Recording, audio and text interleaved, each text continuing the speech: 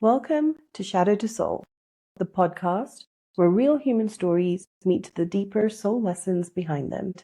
I'm Darshni, a regression therapist, a soul guide, and someone who had to fall apart before I could finally rise. Each week, we explore the moments that break us, the subconscious journeys that reveal the truth, and the transformation that becomes possible when the root wound finally dissolves. This is where pain becomes a doorway and healing becomes power. Today, I want to speak about something many of us experience, but few truly understand. Rock bottom, not as failure, not as punishment, but as the moment your soul stops whispering and speaks in a voice you cannot ignore, because nothing else has worked.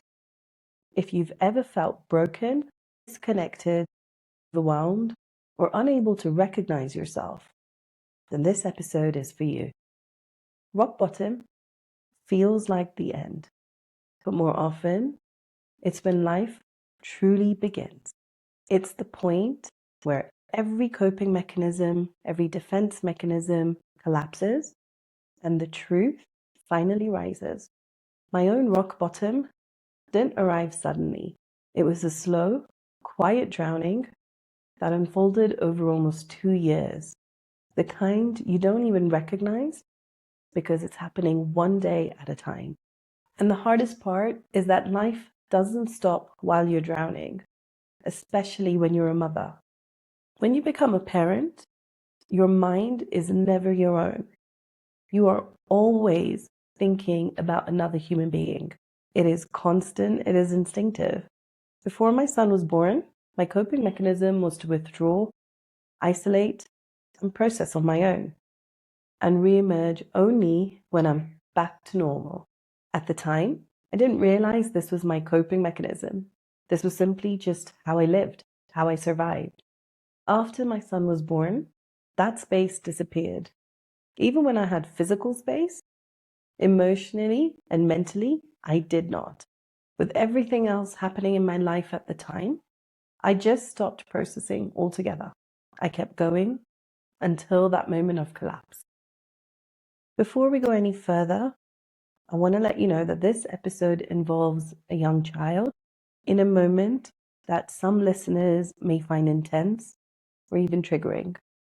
Please listen in a way that feels safe for you and pause if you need to. I was with my son. He was just over 2 years old. He was being a normal, energetic toddler. Curious, playful. I was exhausted, overwhelmed, and angry. He wouldn't be quiet. He wouldn't do what I needed him to do because I felt I had the right to be able to control that. And then something happened that I can only describe as an out-of-body experience.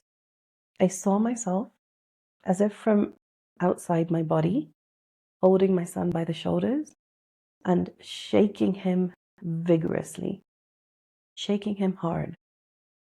I was so angry, so frustrated, and the look on his face was pure, utter shock.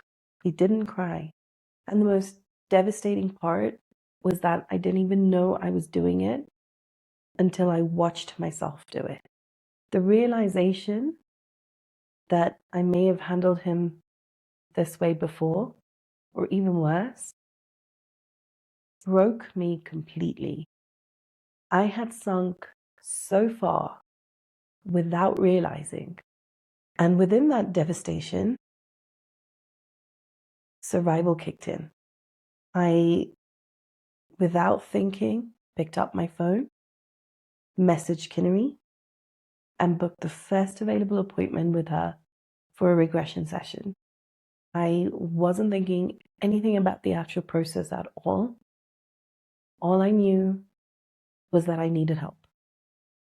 I could not continue this way anymore. And the pain that I'd been suppressing for so long could not be numbed anymore. I was in my own hell. I needed help, and I needed it to reach the root. Rock bottom isn't the moment you break, it's the moment when your old life does. Your patterns, your coping mechanisms, your ways of surviving. Rock bottom comes when the soul has been whispering for years and you've been too overwhelmed, too numb, too afraid to listen. It is not punishment, it is an interruption. It is a sacred turning point. It is that moment when your soul is saying, enough. We are not carrying this wound into the next chapter. This is why regression therapy can be so powerful at rock bottom. When someone reaches their breaking point, something inside just cracks open. Defenses fall away. There's no more coping mechanisms. And the subconscious becomes easily accessible. And the truth finally rises. And regression works deeply in these moments because we finally stop resisting the root cause. The trigger is no longer just life being hard. It becomes a roadmap pointing directly back to the original wound. And when you finally reach the root cause, with understanding, with awareness, the emotional charge begins to collapse. And that's when changes start to happen. Not instantly, not magically, but truthfully. Your reactions change, your relationships shift, patterns stop, and all this creates a new reality. And this work often takes several sessions because layers of trauma cover the wound, the original wound. But it is working through each layer that brings clarity, peace, and acceptance. And this creates safety for the core wound to surface. And usually this core wound, this first trauma, has happened before the age of 5. And ultimately, what happens when the root cause is dealt with is this. The belief system that was created to help you cope with the original trauma is no longer needed. In childhood, we don't consciously choose our beliefs.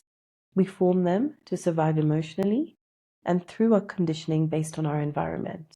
For example, if as a child you felt unloved by your parents, that pain is overwhelming. So the child creates a reason to make sense of it. They might tell themselves, it must be because I'm not good enough. I don't deserve it. The reason isn't created out of truth. It's created out of the need to survive. It allows the child to cope with the emotional pain of feeling unloved. When that same feeling is repeated 2 or 3 times, it solidifies. It creates a belief system. That reason now becomes the child's truth. And that truth, that belief system, is backed by emotional energy, by that pain. And because it's charged, life begins to organize itself around that belief. Experiences arise that confirm it, relationships reinforce it, patterns form. Not because the belief is factually true, but because it's unresolved. It is a truth that was created. Once the original trauma is processed with understanding and awareness, something shifts. The belief system that once protected the child no longer serves the adult. It dissolves. And with that, the emotional charge that was powering it, that dissolves as well. And in its place, a new belief system forms. One that reflects the truth rather than the pain. I'm worthy. I'm good enough. And this new belief system is also charged. But this time, not with pain, but with peace. And from that place, new experiences arise. In the same vein, experiences that affirm this new belief, relationships shift to reinforce this belief. New relationships are formed to enforce this belief. And different choices are made. And the choices are effortless because the root trauma has been resolved. After my first regression session, nothing outside me had changed, but everything inside me was different.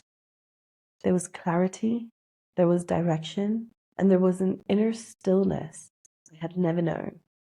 I experienced, for the first time, absolute love and peace with life.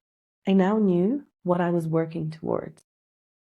And I knew I would not stop until I felt that level of love and peace in life. If you're listening to this while you're inside your own collapse, your own exhaustion, overwhelm, or emotional breaking point, I want you to know you're not failing, you are not broken, and you're not losing your way. You're being redirected. Your rock bottom is not the end. It is a doorway. So I invite you to sit with one question. If this moment in your life is not punishment, but a doorway, what might your soul be trying to show you? Thank you for being here with me today. In the next episode, I will dive deep into what really happens in a regression therapy session.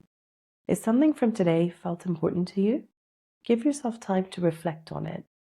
If this episode brought you clarity, sharing it may help someone who feels alone in their pain or healing. Until next time, from shadow to soul.